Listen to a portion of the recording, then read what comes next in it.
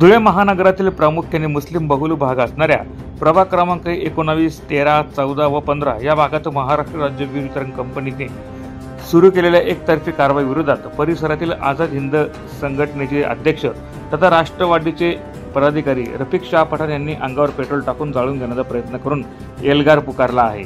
नागरिकांच्या वेळीच हस्तक्षेपामुळे मोठा अनर्थ टळला आहे। माजी आमदार फारुख शाह यांच्या नेतृत्वाखाली हे आंदोलन पार पडले। त्यांनी वीज वितरण कंपनीच्या अन्यायकारक व पक्षपाती भूमिकेचा तीव्र शब्दात निषेध केला।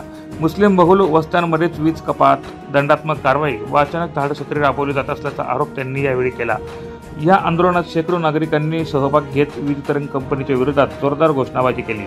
नागरिकांचे म्हणणे आहे की वीज वितरण कंपनीने नागरिकांच्या अडचणी समजून न घेता थेट दडपशाहीची भूमिका घेतली असून त्यामुळे लोकांमध्ये प्रचंड रोष निर्माण झाला आहे।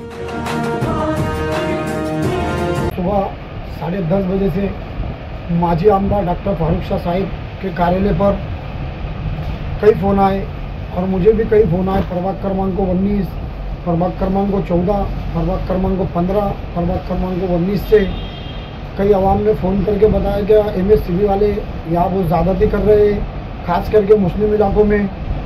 वो बिल के लिए लोगों की लाइट काट रहे थे। कई घरों में आदमी नहीं होने की वजह से लेडीज़ ने उनको समझाने की कोशिश की तो उनके साथ बदसलूकी की, गलत व्यवहार करे।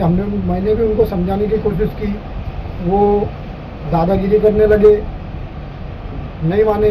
हमने उनको समझाया, बहुत समझाने की कोशिश की पर वो नहीं माने।